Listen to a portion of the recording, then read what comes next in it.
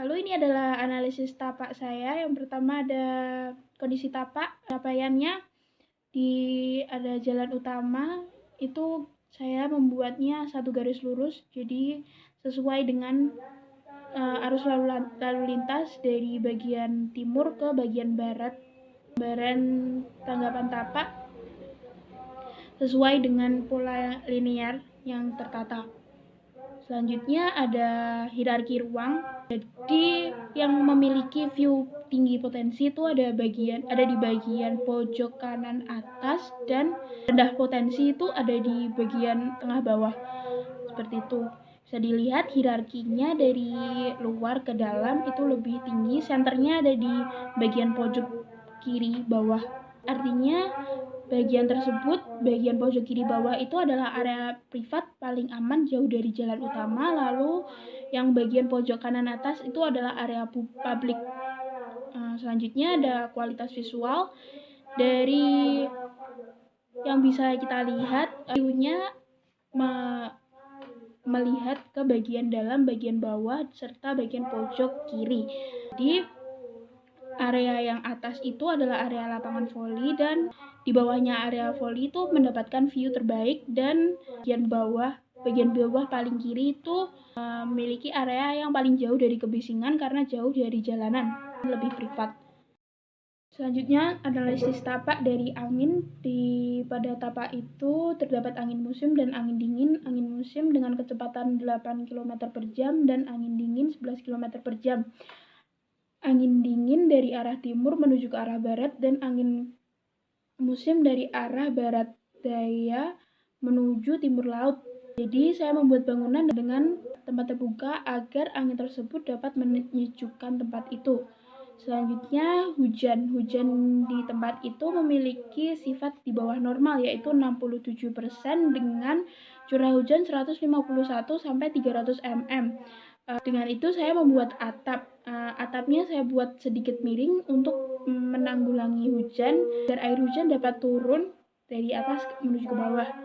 Selanjutnya untuk matahari terbit dari timur menuju ke barat, dengan rata-rata suhu di tempat itu adalah 33 derajat Celcius sampai 31 derajat Celcius. Dengan itu saya membuat bangunan arah agar tidak silau dengan sinar matahari dari timur ke barat. Selanjutnya ada elemen tapak alamiah, ada vegetasi pepohonan itu berada di dekat jalan. Vegetasi tersebut cukup menutupi tapak dari cahaya dan sinar matahari. Lalu ada semak-semak tinggi berada di bagian selatan. Selanjutnya ada elemen tapak buatan. Di tapak tersebut memiliki tempat sampah, bangku kecil, dan tiang. Tidak ada lampu tapak, jaringan air, dan jaringan listrik. Lalu tempat sampah cukup jauh dari tempat duduk. Di belakang tempat duduk ada semak-semak tinggi.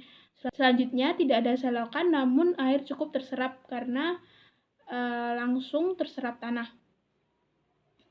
Selanjutnya ruang dan masa. Penentuannya itu sesuai dengan hierarki tapak. Yang satu itu ada shelter, yang kedua ada naungan dan gazebo. Lalu yang tiga mungkin ada fasilitas penunjang lainnya, atau lampu, atau mungkin sculpture. Selanjutnya untuk sirkulasi, penentuan sirkulasi sesuai dengan pencapaian jalan yang sesuai dengan arus jalan utama. Jadi dari bagian timur menuju ke barat, lalu berbelok menuju ke utara. Keluarnya di situ. Jadi main entrance-nya dari timur, keluarnya dari utara bagian barat. Selanjutnya shelter atau naungan. Di area duduk ada untuk tempat beristirahat, tempat bersantai, dan tempat duduk. Perabotnya ada kursi, lalu pemakaiannya ada 3 orang dewasa dan 3 orang anak dengan standar 1,5 meter persegi per orang dan 0,48 meter persegi per kursi. Lalu untuk dimensi ruang kira-kira ada 11,88 meter persegi. Selanjutnya untuk area berdiri digunakan untuk berteduh dan mengobrol. Tidak ada perabot di area berdiri. Selanjutnya untuk pemakai ada 3 orang dewasa dan 3 orang anak dengan dimensi 1,5 meter persegi dengan dimensi ruang 9 meter persegi. Untuk area gazebo, pada area duduk itu biasa digunakan untuk berkumpul, berdiskusi, beristirahat, dan bermain. Di tempat tersebut ada perabot meja kecil, sandaran.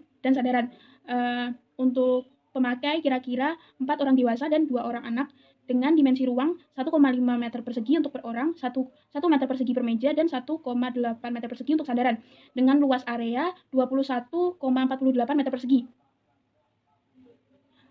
Selanjutnya untuk area berdiri, untuk berteduh dan mengobrol. Tidak ada perabot di tempat ini. Lalu untuk pemakainya ada 3 orang dewasa dan 3 orang anak dengan dimensi 1,5 meter persegi per orang dengan luas area 1,5 kali 6, jadi 9 meter persegi.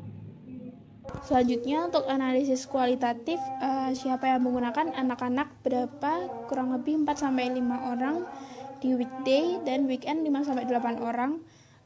Untuk apa bermain, berkumpul, dan duduk. Bagaimana ada yang sendiri, ada yang berkelompok. Untuk dewasa, weekday 2-4 orang, weekend 4-6 orang. Untuk apa berkumpul, bersantai, duduk, mengantar anak. Bagaimana caranya, sendiri atau berkelompok. Selanjutnya ada remaja, weekday 4-5 orang, weekend 5-10 orang. Mengapa? Untuk berolahraga, berkumpul, duduk, dan bersantai. Bagaimana? Sendiri dan berkelompok. Selanjutnya ada petugas kebersihan. Weekday ada 1 orang, weekend ada 1 orang. Untuk apa? Menyapu, memotong rumput, atau membuang sampah. Bagaimana? Sendirian. Selanjutnya untuk dimensi pengguna, dewasa sekitar 170 cm tingginya, 175 cm, untuk remaja sekitar 160 sampai 170 cm, lalu untuk anak-anak 145 sampai 150. Kapasitas pada tapak itu ada dewasa 11 orang, anak-anak 13 orang, remaja ada 15 orang. Kebutuhan fasilitas, meja, kursi, sandaran, jalan setapak, lampu taman.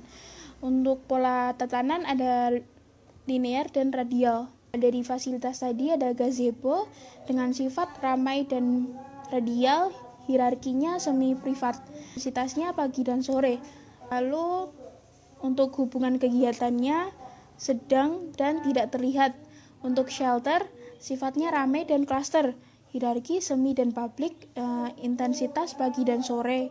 Lalu untuk jalan setapak ramai, linear, hierarkinya publik, lalu intensitasnya itu pagi dan sore, dengan hubungan kegiatan dekat dan terlihat. Dari kedua tersebut dapat disimpulkan menjadi sedang dan terlihat. Untuk organisasi ruangnya ada radial dan linear.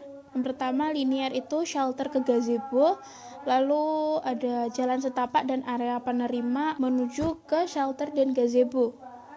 Untuk konsep desain, yang pertama ada konsep pelingkup. Itu di tempat itu ada hujan, jadi daerah Tulungagung bagian Kedungwaru itu tidak terlalu banyak curah hujan, namun masih cukup normal. Jadi menggunakan bahan yang tahan air seperti besi, beton, kayu, dan kaca. Lalu menggunakan atap dengan kemiringan agar tidak tergenang airnya. Selanjutnya ada matahari dan angin. Sinar matahari cukup banyak sehingga bangunan memerlukan bukaan agar angin dapat masuk.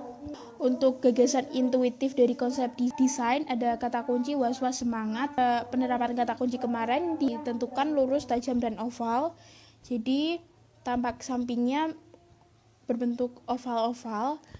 Lalu untuk penerapan unsur desain, yang pertama garis, menggunakan garis lurus yang dikombinasikan dengan oval, lengkung, dan tajam. Lalu untuk bentuk menggunakan bentuk oval, persegi, lingkaran dengan kesan tajam, dan tekstur menggunakan tekstur tajam sehingga terkesan was-was dan semangat. Warna yang digunakan adalah warna netral. Lalu ruang menggunakan kombinasi ruang dengan lingkungan yang lurus sehingga prinsip desain ada kesatuan bentuk lengkung oval bersatu menjadi sebuah. Lalu irama, adanya bentuk oval besar yang berirama dengan beberapa bentuk lainnya. Lalu keseimbangan, bagian dinding cukup seimbang dan simetris menjadi kotak. Proporsi menggunakan ukuran yang sama dengan data yang sesuai. Point of interest, ada bagian gazebo karena berada di area yang cukup privat.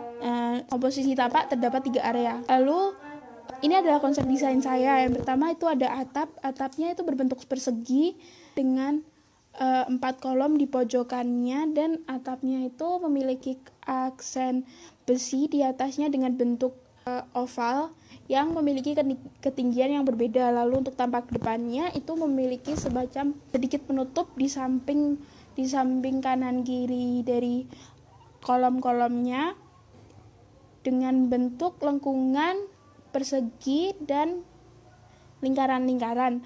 Lalu untuk atap shelter itu sama seperti atap gazebo, desainnya sama, bentuknya sama. Lalu untuk tampak depannya, untuk dinding belakang dari shelternya itu memiliki bentuk seperti penutup pada gazebo, yaitu lengkungan, lalu ada sedikit aksen persegi dan lingkaran-lingkaran kecil. Untuk tampak samping itu memiliki kolom berbentuk N.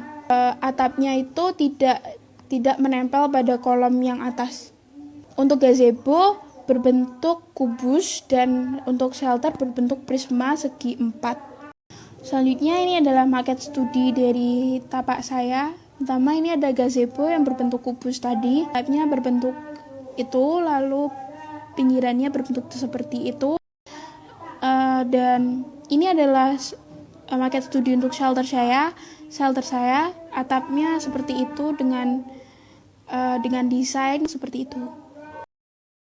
Selanjutnya ini adalah layout saya dengan yang pertama itu ada lapangan voli, nomor 1 lapangan voli, nomor 2 ada shelter, nomor 3 ada gazebo, nomor 4 ada main entrance, nomor 5 itu ada exit dan ada sculpture-nya di tengah.